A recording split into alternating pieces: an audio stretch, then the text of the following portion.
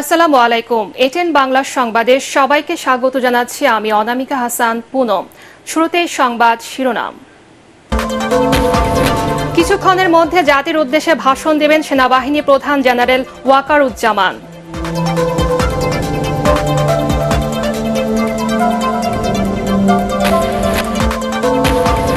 শিক্ষার্থীদের আন্দোলনে একাত্মতা জানালেন সাবেক সেনা কর্মকর্তারা। মহাখালীতে মানববন্ধন, শেখ হাসিনাকে পদত্যাগের পরামর্শ।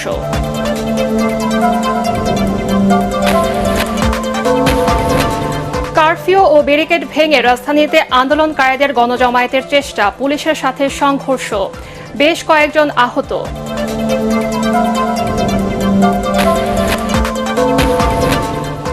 এবং রাজধানীতে ঢোকার সকল পথ বন্ধ করে দিয়েছে আইন শৃঙ্খলা রক্ষাকারী বাহিনী। মোড়ে মোড়ে চলছে তল্লাশি।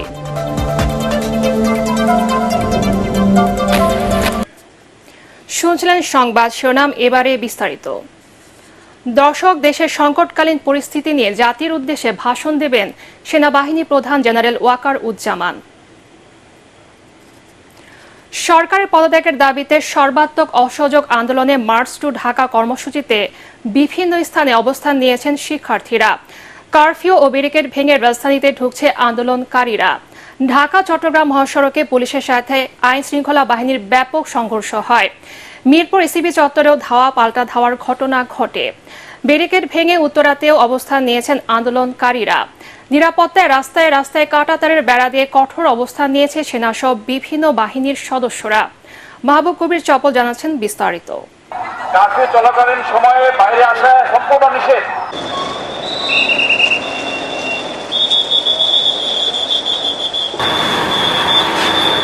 শিক্ষার্থীদের ঢাকা অভিমুখে কর্মসূচি ঘিরে সকাল থেকেই কঠোর অবস্থান নেয় সেনাবাহিনী। তারপরও ঢাকা চট্টগ্রাম মহাসড়কের শনিরাখড়া যাত্রাবাড়ি এলাকায় রাস্তায় নামে আন্দোলনকারীরা। পুলিশ তাদের ধাওয়া দিলে সংঘর্ষ বাধে।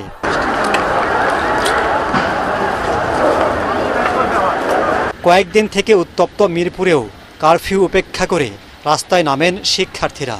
সেখানেও ধাওয়া পাল্টা ধাওয়া হয়। সকাল 11টার পর উত্তরা এলাকায় জড়ো হতে থাকেন বিভিন্ন স্থান থেকে আসা শিক্ষার্থী ও সাধারণ মানুষ। মিছিল নিয়ে এক পর্যায়ে বিভিন্ন সড়কে অবস্থান নেন তারা। গাড়ি রয়েছে, যেখানে এপিসি রয়েছে। আন্দোলন ঘিরে বিমানবন্দরের নিরাপত্তা বাড়ানো হয়। তল্লাশি করে ঢুকতে দেওয়া হয় যাত্রীদের। নাশকতা ঠেকাতেও নেওয়া হয় বিভিন্ন পদক্ষেপ।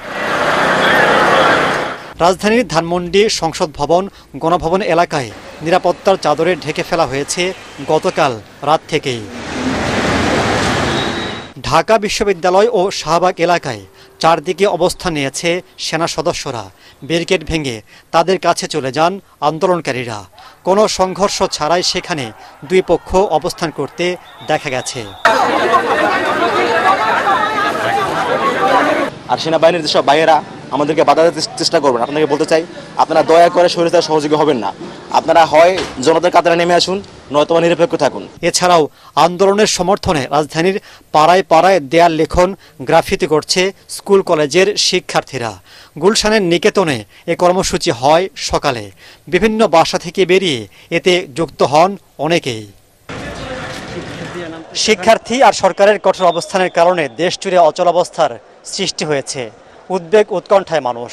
এর সমাধান কবে হবে সেটাও অজানা। তবে সাধারণ জনগণ মনে করছেন উদ্যোগটা নিতে হবে সরকারকেই। মাহবুব কবির চপল, এটিএন বাংলা, ঢাকা। রাজধানীর বনানী এলাকায় আছেন আদ্দিন সজীব। কিছুক্ষণ আগে ধারণ করা সেখানকার পরিস্থিতি জানাচ্ছেন তিনি। বনানী মুখে আপনার যে ইসিবি চত্বর কিংবা রেডিসনের সামনের যে ফ্লাইওভারটা রয়েছে, ঢাকা ক্যান্টনমেন্টের উপর দিয়ে যেটা ফ্লাইওভার গেছে, সেই ফ্লাইওভারে আমরা দেখতে পাচ্ছি যে শত শত ছাত্র জনতা এবং বিক্ষোভকারী তারা এগিয়ে আসছে বনানীর দিকে। আমরা যতটুকু জানতে পেরেছি যে টঙ্গীর কলেজ গেট থেকে, গাজীপুর টঙ্গীর কলেজ গেট থেকে এই বিক্ষোভটি শুরু হয়েছে এবং তারা সেখান থেকেই টঙ্গী থেকেই প্রায় 200 শতাধিক ছাত্র জনতা, ছাত্র এবং অভিভাবক, এখানকার স্টুডেন্টদের সঙ্গে আমরা কথা বলেছি। তারা এই ঢাকামুখী হচ্ছে, অর্থাৎ বনানীর দিকে এদিক দিয়ে যাচ্ছে। তারা ঠিক তাদের গন্তব্য কোথায় এখনো পর্যন্ত আপাতত বোঝা যাচ্ছে না। তবে এখানে একজন আমরা দেখতে পাচ্ছি যারা এখানে সমন্বয় করছেন। আমি একটু কথা বলতে চাই আপনার সঙ্গে, যে এখানে আপনারা কোথা থেকে আসলেন এবং কোথা থেকে এখানে আমাদের মূল শুরু হচ্ছে টঙ্গী কলেজ থেকে। আমরা রওনা দিচ্ছি এখান থেকে। আমাদের বাংলাদেশের সকল ছাত্র জনতা, সকল পেশাজীবীর মানুষ আমাদের সাথে যোগ দিছে। আমাদের এই আন্দোলন ইনশাল্লাহ আজকে সফল হবে। আমাদের দাবি বেশি না, আমাদের এক দফা এক দাবি। এই মিছিলে কোথা থেকে কারা কারা যোগ হলো এটা একটু বলতেন। আমাদের এখান থেকে গাজীপুর, তারপর ময়মনসিংহ থেকে শুরু করে ওই অঞ্চলের যতগুলা জেলা আছে সবাই আমাদের এখানে আসছে। সকল ছাত্র জনতা, সকল পেশাজীবীর মানুষ আমাদের এখানে জয়েন দিয়েছে। শিক্ষক বলেন, চিকিৎসক বলেন, যত ধরনের, এমনকি রিক্সা চালকরা আমাদের পিছনে আছে, সবাই আমাদের সাথে একমত। আমরা শুনেছি যে আপনাদের আইন শৃঙ্খলা বাহিনী বিভিন্ন জায়গায় ছিল, কিন্তু তারা সরে গিয়েছে। হ্যাঁ, আইন শৃঙ্খলা বাহিনী বিভিন্ন জায়গায় ছিল, বাধা দিয়েছিল। যখন আমরা মিছিল নিয়ে আসতেছিলাম তখন ওনারা চলে গেছে, সরে গেছে। ওকে, ওনার কথা শুনে সবকিছু অনেকটা পরিষ্কার যে আসলে যারা আসছেন তারা অনেকেই ছাত্র এবং তাদের সঙ্গে তাদের অভিভাবকরা রয়েছে। এছাড়াও আমরা জানতে পেরেছি যে এখানে অনেক শ্রেণী পেশার মানুষও যোগ হয়েছে। তারা বনানীমুখী এখন যাচ্ছে, মূলত টঙ্গী, গাজীপুর, ময়মনসিংহেরও কথা তারা বলেছে। সেখান থেকে তাদের এই যে লং মার্চ টু ঢাকা যে কর্মসূচি, সেটা তারা বাস্তবায়ন করছে। এবং আমরা শুনেছি যে বিভিন্ন জায়গায় আইন শৃঙ্খলা বাহিনীর সদস্যরা ছিল, কিন্তু তারা শেষ পর্যন্ত তাদেরকে ছেড়ে দিয়েছে এবং আসার জন্য সহযোগিতা করেছে, এমন কথাও শোনা গেছে। অসহযোগ আন্দোলন সফল করতে শিক্ষার্থীদের লং মার্চ টু ঢাকা কর্মসূচির সাথে একাত্মতা ঘোষণা করেছেন অবসরপ্রাপ্ত সেনা কর্মকর্তারা। রাজধানীর মহাখালীতে রাওয়া ক্লাবের সামনে মানববন্ধন কর্মসূচিতে এই ঘোষণা দেন তারা। এ সময় সাবেক সেনা কর্মকর্তারা বলেন, দেশের চলমান অস্থিরতা দ্রুত বন্ধ হওয়া দরকার। প্রধানমন্ত্রী শেখ হাসিনাকে ক্ষমতা ছেড়ে দিয়ে দেশে শান্তি ফিরে আনার পক্ষে মত দেন তারা। পরে মহাখালী থেকে জাহাঙ্গীর গেট পর্যন্ত মিছিল করেন অবসরপ্রাপ্ত সেনা কর্মকর্তারা। দেশে এই মুহূর্তে সেনাবাহিনীর শাসন দরকার বলে স্লোগান দেয়া হয়।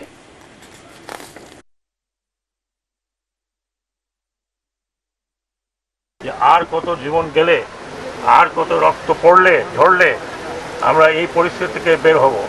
আমি একজন সিনিয়র সিটিজেন হিসাবেও সবাই পক্ষ থেকে আমি এটাই অনুরোধ করব যে আপনারা যারা রাস্তায় আছেন, যারা রক্তক্ষরণ করাচ্ছেন, একবার চিন্তা করবেন যে বন্দুকটি, যে বুলেটটি আপনি ছুড়ছেন সেটা আপনার সন্তানের গায়ে। আমি আশা করি যে আপনাদের সহায়তায় এই সমস্যার সমাধান হতে পারে, আর কারো দিয়ে নয়। দেশপ্রেম আপনাদের মধ্যেই আছে। আমার বুক ফেটে দিয়ে আমি কথা বলতে পারি। পাখির মতন কুড়ি করে মারছে, একটা মানবের সৃষ্টি দানব বাহিনী তৈরি করেছে। এই মুক্তিযুদ্ধ করেছিলাম আমরা এই দেশের জন্য, একটা স্বাধীন দেশে সোনার বাংলা করেছিলাম, যে হেসে খেলে আমরা কাটাবো, এইটাই তাই পরিণতি। আচ্ছা, একটা চেয়ারের জন্য এত রক্ত ঝরে। সারা দেশে মোবাইল ইন্টারনেট বন্ধের পর ব্রডব্যান্ড ইন্টারনেট সেবাও বন্ধ করে দেওয়া হয়েছে। বেলা 11:15টার দিকে ব্রডব্যান্ড ইন্টারনেট সেবা বন্ধ হয়ে যায়। এর আগে গতকাল দুপুর থেকে সারা দেশে বন্ধ হয়ে যায় মোবাইল ইন্টারনেট সেবা। ওই সময় ব্রডব্যান্ড ইন্টারনেট প্রতিষ্ঠান থেকে জানানো হয়, মোবাইল ইন্টারনেট বন্ধ হলেও আপাতত বন্ধ হচ্ছে না ব্রডব্যান্ড ইন্টারনেট। এদিকে ইন্টারনেট বন্ধ হয়ে যাওয়ায় ভোগান্তিতে পড়েছে ইন্টারনেট সংশ্লিষ্ট সকল সেবার প্রতিষ্ঠান। বেশিরভাগ ব্যাংকের এটিএম বুথ নিষ্ক্রিয় হয়ে গেছে।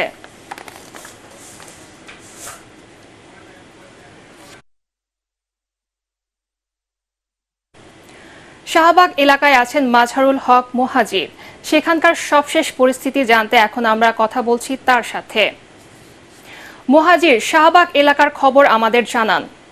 অনির্দিষ্টকালের জন্য কারফিউ ঘোষণা করা হয়েছে এবং একই সাথে বৈষম্য বিরোধী ছাত্র আন্দোলনের আজ থেকেই কিন্তু, যেটা আগামীকাল ছিল সেটাকে একদিন এগিয়ে আজ থেকে তারা লং মার্চের ঘোষণা দিয়েছে। এবং সেই ঘোষণায় রাজধানী ঢাকায় সারা দেশ থেকে সবাইকে আসার জন্য আহ্বান জানিয়েছিল, আমরা জানি। কিন্তু এই মুহূর্তে আমি শাহবাগে যে আছি, আমি যদি আপনাকে এই অবস্থানটা দেখাই, যে সেনাবাহিনীর যে অবস্থান এখানে, তারা আইন শৃঙ্খলা বাহিনী, শুধু সেনাবাহিনী নয়, ওই দিক থেকে পুলিশ, আইন শৃঙ্খলা সেনাবাহিনীর কড়াকড়ি একটা নিরাপত্তা এখানে রয়েছে।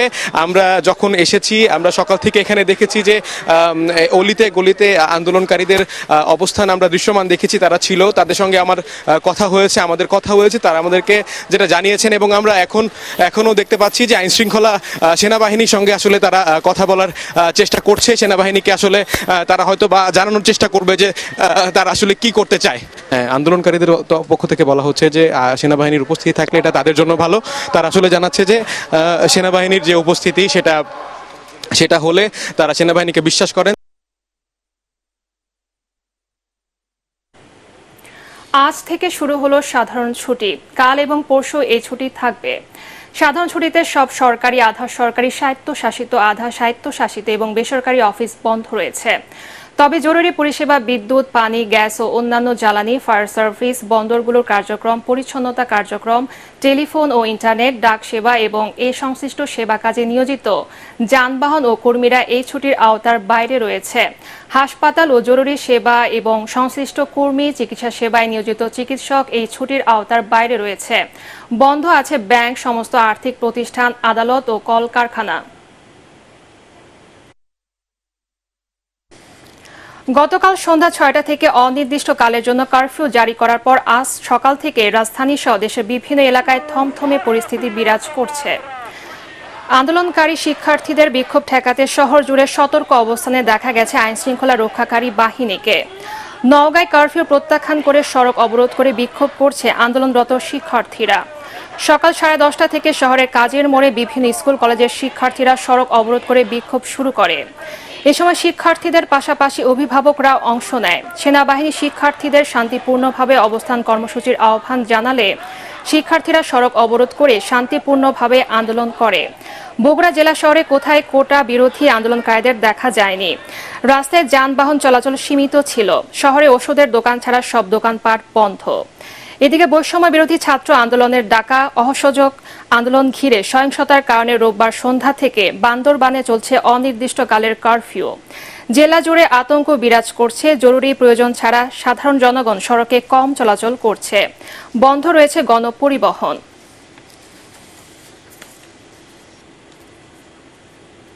এবারে পার্টেস খেলার খবর।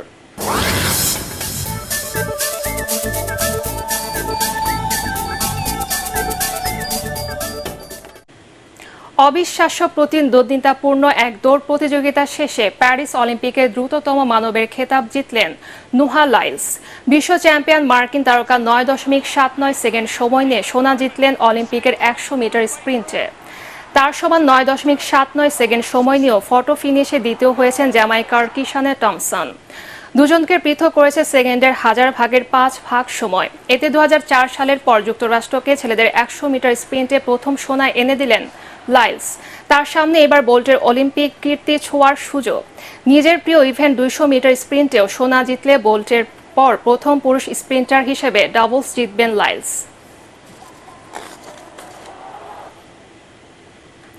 কলম্বোতে দ্বিতীয় ওয়ানডেতে ভারতকে 32 রানে হারিয়েছে শ্রীলঙ্কা। টস জিতে ব্যাটিংয়ে নেমে 9 উইকেটে 240 রান তোলে স্বাগতিক দল। সর্বোচ্চ 40 রান আসে আভিস্কা ফার্নান্দো এবং কামিন্দো মেন্ডিসের ব্যাটে। ভারতের হয়ে 3 উইকেট নেন ওয়াশিংটন সুন্দর। জবাবে উদ্বোধনী জুটিতে 97 রান যোগ করে দলকে জয়ের ভিত করে দেন রোহিত শর্মা এবং শুভমান গিল। কিন্তু 64 রান করে রোহিতের বিদায়ের পর নিয়মিত বিরতিতে উইকেট হারাতে থাকে ভারত। শেষ পর্যন্ত 208 রানে অল আউট হয় টিম ইন্ডিয়া। শ্রীলঙ্কার হয়ে 33 রান দিয়ে 6 উইকেট নেন জেফ্রি ভ্যান্ডারসি। শেষ করার আগে সংবাদ শিরোনাম আরেকবার। কিছুক্ষণের মধ্যে জাতির উদ্দেশ্যে ভাষণ দেবেন সেনাবাহিনী প্রধান জেনারেল ওয়াকারুজ্জামান।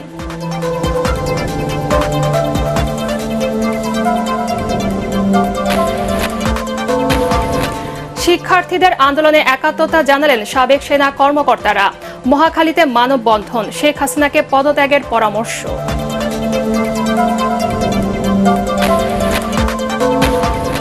কারফিউ ও ব্যারিকেড ভেঙে রাজধানীতে আন্দোলনকারীদের গণজমায়েতের চেষ্টা, পুলিশের সাথে সংঘর্ষ, বেশ কয়েকজন আহত।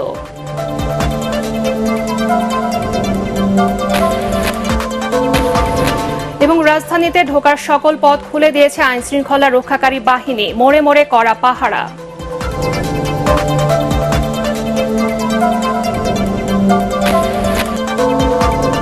পরবর্তী সংবাদ দেখার আমন্ত্রণ জানিয়ে এখনকার মতো শেষ করছি। এটিএন বাংলার সংবাদ ইউটিউবে দেখতে ব্রাউজ করুন youtube/ATN বাংলা নিউজ। ধন্যবাদ সবাইকে।